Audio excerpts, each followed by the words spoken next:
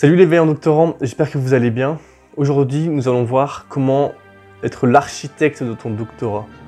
Pourquoi est-ce que tu dois être le maître de ton doctorat? Pourquoi est-ce que tu dois être le créateur de ton doctorat? Pourquoi est-ce que tu dois être le maître à bord, prendre les rênes et avancer ton doctorat toi-même?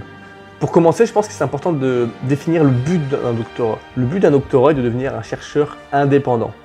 Indépendant.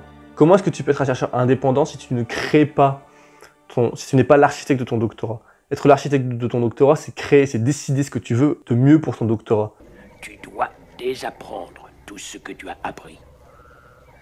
Tu ne dois pas suivre ce que l'on te dicte, tu dois développer ton esprit critique, ta capacité à penser par toi-même. Et c'est comme ça que tu deviens quelqu'un d'articulé, quelqu'un d'intégré, quelqu'un qui sait qui il est et qui sait ce qu'il veut. Beaucoup de doctorants ne s'épanouissent pas pendant leur doctorat et en souffrent même. Et c'est possible que ce soit dû au fait qu'ils ne font pas leur doctorat, mais le doctorat de quelqu'un d'autre. Le doctorat que leur superviseur leur dicte. Et c'est pour ça que le doctorant devrait être le créateur de son doctorat. Parce qu'il est le seul à savoir ce qu'il veut vraiment. Il est le seul à vraiment savoir ce qu'il veut explorer. Le rôle du superviseur est de guider le doctorant. Mais c'est quand même au doctorant d'avancer par lui-même. Il est censé être indépendant et réfléchir à son plan. Réfléchir à comment je passe de mon plan A, je ne sais pas où je vais, à mon plan B, j'ai réussi ma thèse. Il doit réfléchir à ses actions et le superviseur le guide. Mais le superviseur ne devrait pas lui faire un plan tout donné. Parce que s'il a un plan tout donné, il va juste marcher, suivre le plan aveuglément, mais il ne va pas devenir indépendant. Il ne va pas accomplir l'objectif du doctorat, qui est de devenir un chercheur indépendant. Parce que du coup, si tu fais ce qu'on te dit de faire, tu ne crées rien par toi-même, donc tu ne développes pas ta personnalité, tu ne développes pas ton caractère. Tu ne deviens pas quelqu'un de plus fort, de plus intégré. Tu deviens juste quelqu'un très bon à suivre et à faire ce qu'on lui dit de faire. Est-ce que c'est vraiment ce que tu veux ton doctorat? Peut-être que c'est ce que tu veux ton doctorat. Si c'est ce que tu veux, tant mieux. Peut-être que tu as simplement peur de ce que ton superviseur va dire. Peut-être que tu as peur de son avis. Peut-être que tu te dis qu'il va te rejeter, que tu vas être viré de l'université, que tu pourras plus faire une thèse, etc. Et dans ces cas-là, tu dois apprendre à vaincre ta peur. Peur, as-tu? Non, monsieur. Lire en toi, nous pouvons. Sois attentif à ce que tu ressens. Tes pensées sont tournées vers ta mère. Elle me manque beaucoup. Peur, tu as de la perdre, je crois. Oui, alors, qu'est-ce que ça change? Tout ça change. La peur est le chemin du côté obscur. La peur mène à la colère mène à la haine mène à la souffrance.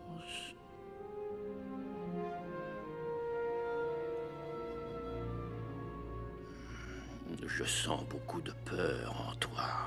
Tu dois avoir le courage de dire à ton superviseur « Moi, je vois les choses comme cela pour mon doctorat. » Et ose discuter avec lui.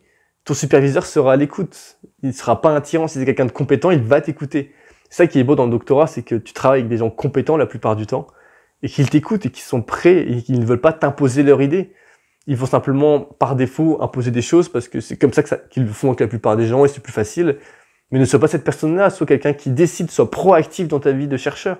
Et c'est pour ça que j'ai rédigé un livre sur le doctorat, dans lequel je t'aide à prendre en main ton doctorat, à prendre tes responsabilités pendant ton doctorat, et à définir ce point A et ce point B, qui est de réussir ton doctorat, et les actions à faire entre deux, que tu définis toi-même, pour arriver à avoir ton doctorat.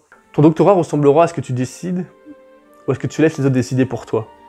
Donc à toi de décider, si tu décides de laisser les autres te dicter quoi faire, ou si tu décides d'être le maître de ton doctorat. Mais ce sera ce que tu laisses imposer sur toi, donc à toi de voir. Donc commence par supprimer toutes tes pensées parasites, toutes les pensées qui viennent te dire que tu n'es pas maître de ton doctorat, toutes les pensées qui te font croire que la société est le maître, que ton université est le maître du doctorat, que le superviseur est le maître de ta thèse. C'est faux. Que veux-tu accomplir pendant le doctorat? Quelles sont tes ambitions? Est-ce que tu veux te publier dans Nature, Science? Et une fois que tu as défini tout cela, discute avec ton superviseur. Voilà, c'est ma vision du doctorat, j'aimerais que ce soit comme ça. Est-ce que c'est possible? Qu'est-ce que vous en pensez? Et lui, s'il te dit non, c'est pas possible, tu dois faire ce que je te dis de faire, demande-lui pourquoi est-ce qu'il veut te contrôler, pourquoi est-ce qu'il pense que tu n'es pas capable de devenir un chercheur indépendant par toi-même. Parce qu'en fait, demande-lui comment est-ce qu'il te visualise devenir un chercheur indépendant si tu fais que aveuglément ce qu'il te demande de faire. Tu ne deviens pas indépendant si tu ne réfléchis pas par toi-même. Donc tu dois avoir cette conversation avec ton superviseur, c'est très important pour que tu sois bien avec toi-même. Tu es l'architecte de ton doctorat et c'est comme cela que tu deviens un chercheur indépendant. Bien sûr, tu dois être ouvert à la sagesse des anciens. Tu dois écouter les conseils de ceux qui sont passés par là. Tu dois écouter les conseils de tes superviseurs, de ton mentor, de tout le monde. Tu dois écouter tous les conseils que tu reçois pour savoir ce qui va te faire devenir un chercheur indépendant. Ne sois pas têtu et aveugle en te disant un doctorat, je vais faire ça parce que c'est la meilleure façon, blablabla. Non, sois intelligent, réfléchis intelligemment, pose des questions aux personnes qui sont passées par là. Essaie de te rendre compte, pose des questions à tes collègues, renseigne-toi. La meilleure façon d'être l'architecte de ton doctorat, c'est de définir ton doctorat en ayant des connaissances, en ayant la connaissance de ce que c'est un doctorat, de ce que c'est un chercheur indépendant. Parce que je te dis chercheur indépendant, qu'est-ce que c'est un chercheur indépendant? Essaie de le définir par toi-même. J'ai un article là-dessus sur mon blog. Essaie de définir ce que c'est un chercheur indépendant, de définir ce que c'est le but d'un doctorat. Essaie de définir le chemin à prendre pour le faire. Et pour cela, tu poses des questions à des gens et au monde. Et à ceux qui sont passés par là. Tout cela est crucial. Tu es obligé de définir ces choses-là pour pouvoir avancer sur ta thèse. Et c'est pour cela que peut-être que ton superviseur te donne un plan et te dit fais ça, ça, ça, ça, ça. Mais tu dois essayer de voir, est-ce que cette action-là, c'est vraiment une action qui m'aide à être indépendant ou c'est juste une action que l'on fait par défaut pendant le doctorat? Essaie de définir toutes ces choses-là pour devenir quelqu'un d'intégré, d'articulé et voir comment tu deviens quelqu'un de plus compétent pendant ta thèse. Et toi, est-ce que tu es l'architecte de ton doctorat? Est-ce que tu veux être l'architecte de ton doctorat? Ou est-ce que tu penses que l'on doit te dicter des idées? Qu'as-tu pensé de cette vidéo? Est-ce que tu penses que